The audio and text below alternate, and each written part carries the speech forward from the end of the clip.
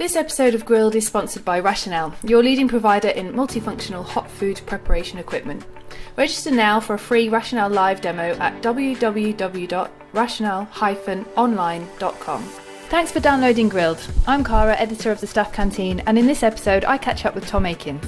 Due to the lockdown, we are recording our podcast over the phone, so we do apologise if the quality does drop at times during the interview. I spoke to Tom about the coronavirus situation and the future of his restaurant Muse and the industry as a whole. He also spoke to me about the thought process behind the restaurant and why the small details are so important to him and help Muse stand out in London. We also discussed that Jan Moir review in the Daily Mail and why he doesn't take any notice. He says this is the last fine dining restaurant he will ever open, so he doesn't need to deal with critics again. Plus, he explains what he has learned from years in the industry. He believes you should never give up, and as he has got older, he doesn't get stressed. He says it's just a plate of food. This is for our grilled podcast that we do, so thank you for agreeing to do that. So let's just talk about, obviously, when all of this happened and Muse. So when did you actually decide to close Muse, which is obviously, it's only 3 months old as well, which is, so this was not something you were prepared for or wanted at all. So how did that go when you decided, right, it's time to close, and how did that feel? Listen, it wasn't, obviously never with these things, it's a decision that you take lightly, but the fact is that, I think we all knew that this was going to eventually happen, and particularly with the lockdown. I mean, there were obviously, rumours that it was going to happen. The fact is, I think it gets to a point where if you don't close, it actually looks bad that you're not closing because of obviously what the government is saying in terms of social distancing and leading up to the point of us making the decision to close. We basically, I think did it at the right moment. And considering that everyone had started, some restaurants had started closing that week, we just felt that it was the right thing to do. Yeah. And how did it kind of, like, looking back now, how did that feel, having to make that decision? Well, listen, there's never an easy decision to make, is it? You've got to obviously take on board the health and safety procedures that we all have to abide to, and it's for the sake of safety of our staff and for the rest of London in terms of what we're doing. So it's altogether painful, but there's nothing that you can really do, and it's out of our hands as well. So there's nothing really we can say or do about it apart from follow what's being said. And I think in terms of restaurant itself, it's a bit sad because we've only been open 3 months and we started to get good traction. But I think also the government has responded wholeheartedly. I think the responses to restaurants and hospitality industry as a whole, in terms of what they have prepared to do and what they're offering, and I think for a larger scale. I guess, businesses like, the hotels and things where, it's obviously a lot tougher because, the amount of staff that they have, we're only a tiny team. So, it's a little bit easier to close the shop.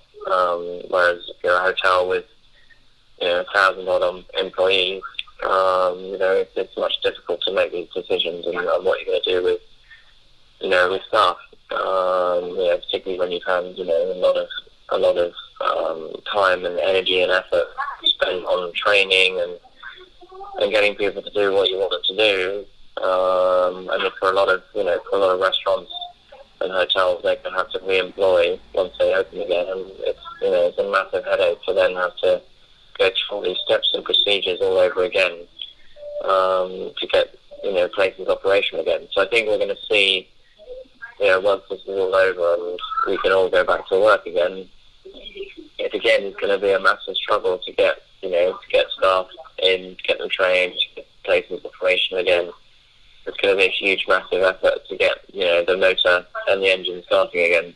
Yeah, I mean, what do you think the impact on the hospitality industry it's going to have on the hospitality industry, like looking kind of forward? Well, listen, I think now that since the rent and the rates has been relaxed, businesses don't necessarily have to be completely, bent over a barrel. So I think the relief aid that is coming from the government is going to help, but for some it's not being quick enough. And there are definite businesses that are, I'm afraid they're going to not come back from this. Which is, it's really sad, isn't it? It's a really sad thought. Yeah, well, it is. I mean, it's across all types of work. From every industry in terms of, marketing to design, obviously to restaurants, hospitality, to gardening, to all these places that you just would take for granted. Manufacturing, outlets, that produce household goods or anything, clothing industry, because basically everyone has stopped buying stuff that is not essential. And everyone is only buying the things that keep them going, which is food. So if you look at, obviously all the takeaway and delivery services, they are at supermarkets, they're, kind of booming, and for them, as you all know, for some parts of the industry, it's a sudden upheaval or something that dramatic has changed. You're always going to get some that benefit from it hugely. So obviously manufacturers of toilet roll. Yes. I'm sure their sales have skyrocketed, or medicine, hand gel, hand wipes, soaps, all these sort of things that we just wouldn't think are necessary are now vital. So I think there are definite signs of a struggle, and something as bad as this, that you're always going to have some businesses that that triple their fortune. Yeah. Well. So there is upside. There's always upside for some as well. And the fact is that supermarkets and things, they're at least keeping going, and they've employed more people because they have to, because of need. I personally think that they should open. If the one thing that they should do is open 24 hours, they should open the supermarket 24 hours, because in terms of the amount of people that they could employ, and on top of then the distancing, which, as we know, is difficult now to get people to come into the shops all at the same time because of the time limit on it, and getting people to go through, to go through and to get their shopping, always takes at least half an hour. So you're hardly going to get the right amount of people to go through and get their shopping completed in the normal working hours. So if there is an issue of employment, then people, we should, I think, look at that and have shops open, or supermarkets, the main supermarkets open 24 hours. Yeah. Something that would really, would really help. Yeah, and obviously, as long as they're stocked, as long as they've got some stuff in them. I'm sure you've spoken. I think the sort of the manic shopping phase has slowed down a little bit.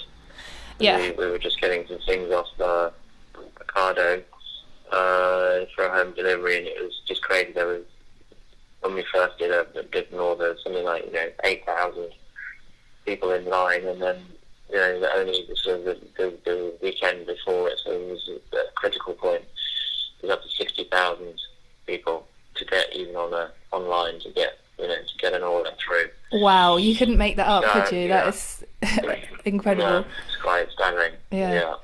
And a lot of the good thing is a lot of our suppliers that were obviously just supplying the restaurants. They have all very cleverly and quickly switched around to doing home deliveries in London. So all of our Canadian suppliers have started to do home deliveries from the fishing suppliers to butchers, and to the veg suppliers and the dry sort of people. They're all doing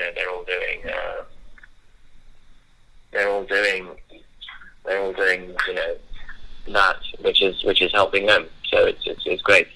Yeah, no, absolutely. It really is, because obviously there is a knock-on effect to all the different industries obviously coming to a standstill, isn't there? So there's other people that affects, and not just you initially. So it's great that they can turn that around and still have a business. I just wanted to know, have you ever experienced a more kind of uncertain time in the industry? You've been in the industry a long time, so is this probably the worst thing that you've experienced? Well, there was the recession in 2008, so that wasn't as bad as this. Yeah. But even in the recession, you lost up to 50% of your customers. That's for sure. It was a huge amount that people lost as guests and customers. Nothing obviously has shown the seriousness of having to close your restaurant. So this is as serious as it's ever been yet. Yeah. And I know your brother works in the States, right? He's at Star Restaurants. Yeah, that's right. Yeah. Yeah. Is his experience different to yours, or is it similar? What's it been? I think it's much worse for them over there, because the population, as in New York, is very confined. Everyone is on top of each other. So the virus has spread like wildfire, literally. So he's got two young kids. He's got a 2-year-old son, and he's got a newborn of 3 weeks. So it's a bit worrying for him, to be honest. And so they're hardly going out at all. So it's difficult. And as you're probably aware, most people live in apartments in New York, and they don't have any outside space. He, thank God, has a roof terrace, right? Because he's on the top floor. So, but a lot of people don't have any space that they can go out, and as you know, everyone's not allowed to go to the parks anymore, and all that's been stopped. So, for people with young kids, it's tough. It's really tough. Yeah. And the homeschooling on top of that is a freaking nightmare. Oh God, I know. Right. I have 2 children as well, so trying to work and do that at the same time, it's a juggling act. So definitely is. Yeah. So let's talk about Muse. Let's leave coronavirus alone for a little bit. I've it's the first time I've had an opportunity to talk to you about the restaurant. So on the website it says that it's inspired by nostalgia and pivotal moments and key people from your personal life and your career. So why did you want to do that for your restaurant? What was that something you've always wanted to do, or? Well, I mean, yes and no, but I mean, I think one thing that is apparent in London now is as you're aware, the consistency of restaurants is very high. The quality of what they will do is very high. So from the food, from the service, to obviously decor, everything. It's really good. We're very lucky in London to have such a broad spectrum of restaurants from every cuisine, where the standard is very, very high. And the difficulty, I think, in sort of now opening a restaurant in London is, how do you make a point of difference in terms of who you are, what you're trying to do. If you are also giving good food, giving good service, you have a beautiful restaurant, what is it that can make you stand out, from everyone else? Because it's really difficult. It's not easy. And my whole take on it is that, in terms of what we are trying to do, is in a way the whole nostalgia thing and memory of little stories is a way to not only obviously to interact with your guests, and to fill them, I guess, with sort of nice stories and sound bites. But it's something that is that is true, that is authentic, and will give them also a chance of sort of memorizing something about their meal. Because the other side of eating out that we're all guilty of is, I'm sure you eat out a lot, and I eat out a fair amount, is that you very rarely remember any part of your meal. Whether what you ate, or something about the decor, or something about, someone said something And so my whole purpose on doing Muse was to try and create, a story and a memory that will sort of give them a sense of, okay, yeah, I had such a great time, I remember this part and this part, because then they'll tell someone else, but they also remember about it from when they want to come again. And the same with injecting sort of into them all through the meal little sort of sound bites and little stories, or the way that I presented the menu as like a pop-up, and then all through the meal, every dish has an actual name associated with it, rather than saying, this is a dish of pan roasted scallops with pumpkin puree and the sage butter, which everyone does. Rather than, what I've done is obviously give a dish a name, there's a story with it, and that's how we describe the dish. So it's all about memory. And then obviously, sort of injecting that into them at, various different points over their meal. When they leave, they also now get, which we just started because of, just a lot to give and to get operational. What we now give them is this little sort of takeaway package. So it's a little box that we give them, and in that I've done a lot of different infusions of spirits. That could be anything from a damson whiskey, or could be a rosehip gin, or anything. It's a little sort of nightcap spirit, so we've got a label on it called Free Spirit. So that's for when they go home, they have a little nightcap, and then when they get up in the morning, there's like a breakfast little box for them as well. So there's a couple of sweet sort of brioche buns that are flavoured with orange blossom water. There's a couple of homemade tea bags. So we've got like a fig and orange tea. And then there's a little pot of seasonal jam that we make as well. Okay. So all of that gets put in a little box for them.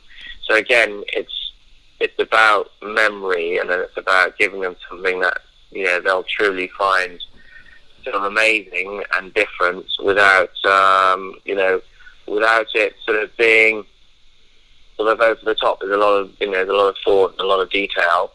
And then to finish it all off, there's also a little card that we put in saying, remember me. And this little card is full of seasonal seeds of either vegetable or flower that then again they can plant in a pot with a bit of, or they can just grow it on a piece of tissue paper.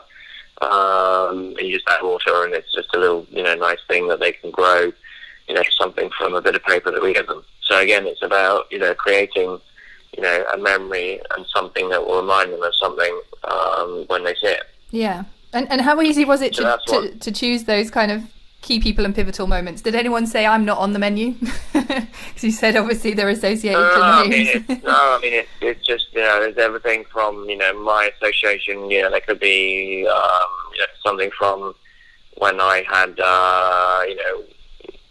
worked in a certain restaurant or with certain chefs, like Pierre Kaufman or Joe Robuchon, or it may be like about one of my suppliers, or, there's everything. There's any little anecdotes that I had were kind of funny, that reminded me of a dish that I prepared. So there's lots of things, but as I said, it takes. So now it's not like just about thinking, about a dish. It's about how can I relate that into a story as well. Yeah. So it's a lot of extra work, that's for sure. Yeah, definitely sounds like a lot of work. So, do you think your approach will change at all having this time off? Do you think anything? Have you kind of reflected on the past 3 months? I don't think so, really, because this time that we have now is okay. We're all moaning about how long it's going to be, but it's going to be over in a quick of a flash. Yeah. I can't. Hopefully we're all going to be back by June, I would imagine. I don't see it being before then. Then the only worry is like how scared are people going to be to go out now? That's the problem. Yeah. Because as we know, the British are very good at still believing so that we can catch something, when that may not be the case, and I think people, who may want to go out may not want to go out because of, in case they, catch it. So,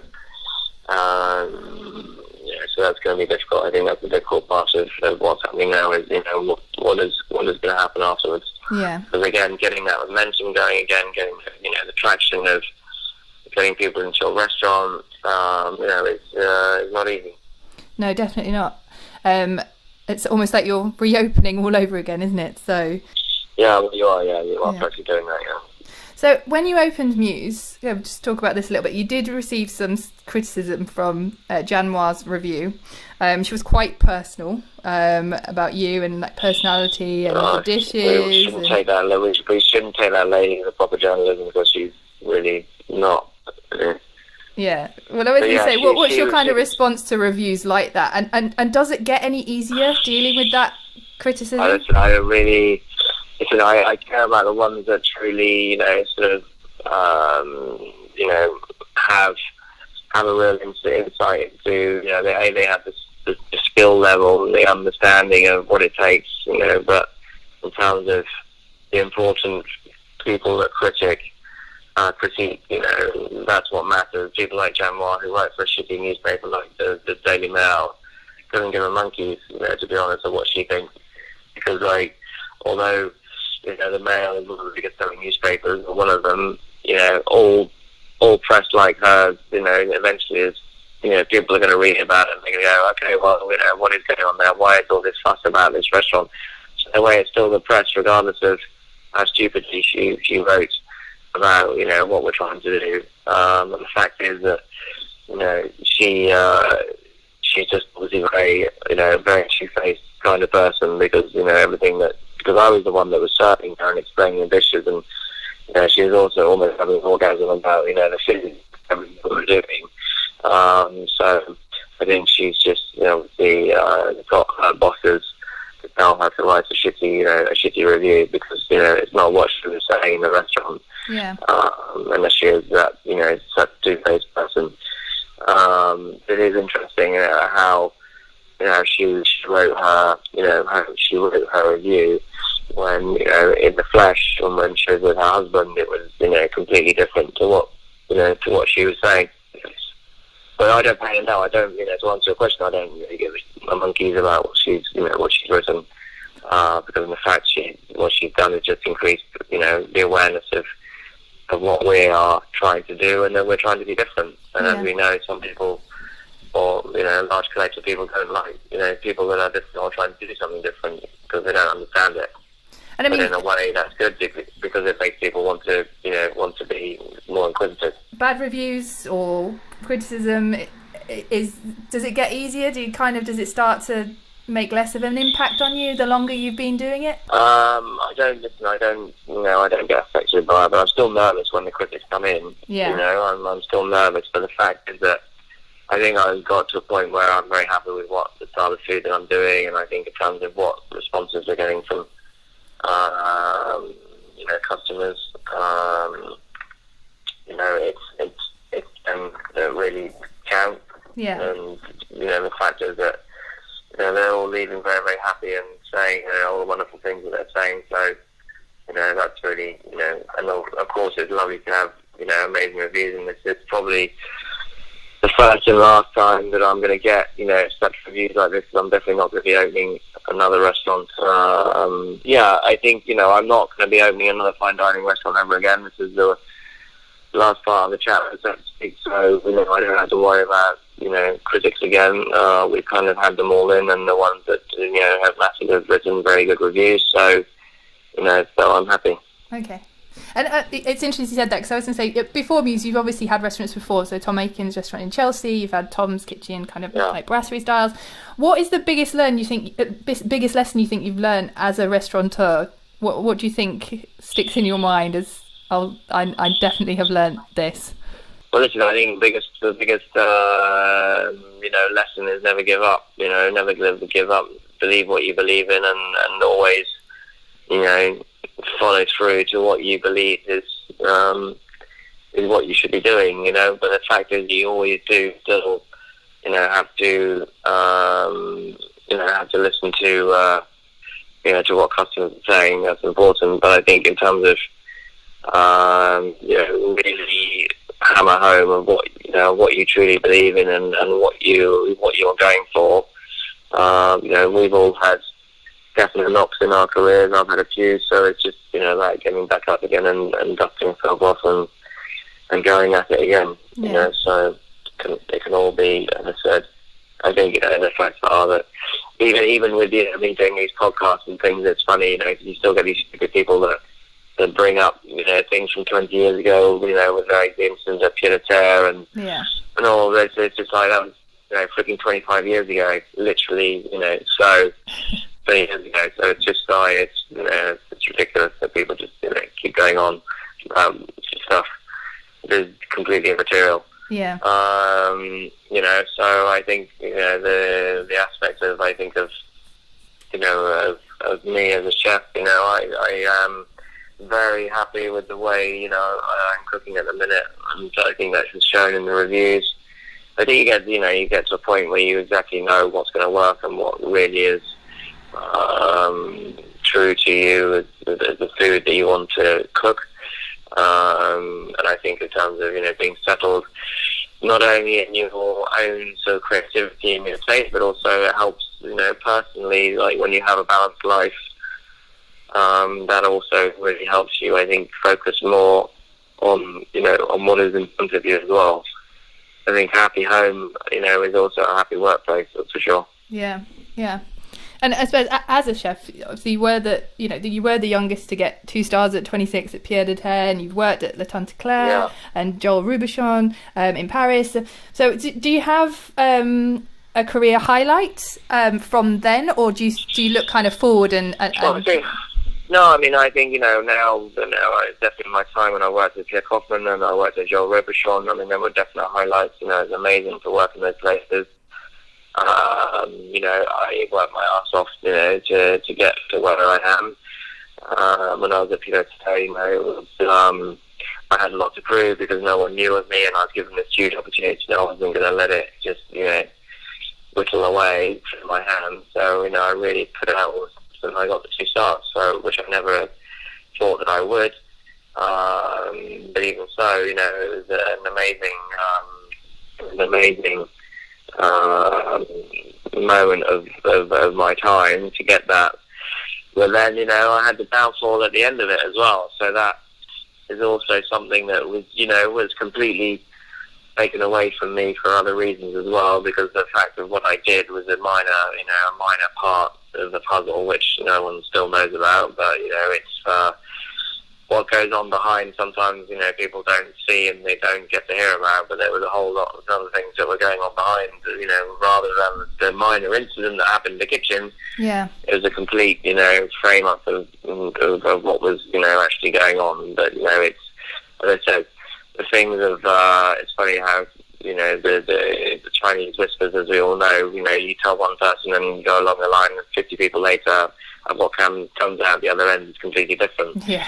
And that was the case of that. So but as I said, bygones are bygones. At the end of the day, you have to move on, and no matter what people still say about you and everything, you just you ignore it and just carry on. People are stupid enough to say stupid things, and let them be stupid. You don't have to listen or to watch or see what they say. Do your thing, and that's it. Get on with it. It must be quite tough though to hear people say, or for people to say that. Maybe now obviously you said it's 25 years ago, but it must be quite tough to still hear that or still feel like people think that when it's incorrect. The fact that we kill people across the world and we go to war and nobody thinks a fucking difference about it, is kind of funny, when you put the 2 extremes together of what else is going on in the world, and people are going on about kind of minor silly things. I definitely was a person that was also, in a difficult, in a very difficult environment with my workplace at that time, and it wasn't the easiest of people. I wasn't the easiest of people because I think, I had a huge amount of pressure on me in terms of what I had to do to perform every day. And at that time, it wasn't easy. Yeah. So do you think it's important for people to have a good mentor in their lives then? Would you say to young chefs to make sure that they have someone above them? Yeah, definitely. Yeah, definitely is. I'm very open to help with chefs in terms of telling them, right, this is where you got to go, this is who you got to work with, this is how you can do it. Because at the end of the day, we have when people get better. It's only good for the industry. To get people to push themselves as far as they can go and open up their own horizons and give them opportunities and give them, I guess, a real golden ticket of where they can possibly go with that. Because at the end of the day, a lot of people don't believe in themselves. They don't. That's just a fact, I think, of where we are. And the facts are that trying to help people get onto the ladder, is difficult. But having someone with his experience and being through it all and can help them and can relay, really what they should be doing or help them to get there is obviously what I can do. Yeah, absolutely. And obviously we've talked about some of the chefs that you've worked for. I had a question on Twitter. Someone wanted to know what the first thing was that you cooked for Pierre Kaufman and how did it go? Well, he came. I can't actually remember because I know he came at Pierre when I was there. I can't remember what I cooked for him, but he definitely came in at the hotel when I was there, and obviously it was quite a scary moment, and then he's come. Also, he came to Tom Aikens a few times as well. So it's always an interesting time when you get your work colleagues or people you work for. But I'm getting to a point now where I'm getting quite old myself, and not that I view myself as old, that's for sure. I'm a very young 50-year-old who can still run with around 30-year-olds, that's for sure. But no, it's always nice as I said to cook for your peers and other chefs that you've had respect for it. Yeah, and I suppose my final question is, it's quite a difficult one given the current circumstances, but do you have in mind what you hope to achieve with Muse? Are you looking at certain accolades? A successful restaurant, obviously. Successful restaurant is obviously number one in terms of all the accolades and the awards, and what may become is an added bonus. At the end of the day, it's only a plate of food that we're cooking, and you should definitely not get stressed about it. Yes, no, definitely. Thank you so much for talking to me. I will let you get back on, and we're really, enjoying your videos, but hopefully we will see you back at Muse sooner rather than later. So, yeah. Well, thank you so much. It was great to talk to you, Tom. Thank you. Take care. We hope you enjoyed this interview, and if you have any comments, feel free to tweet us or comment on the post. We're making all of our interviews available to download. And finally, if you like what we do, whether it's our podcast or our videos or even our features, please head over to our Patreon page and support us there. This episode of Grilled is sponsored by Rationale, your leading provider in multifunctional hot food preparation equipment. Register now for a free Rationale live demo at www.rationale-online.com.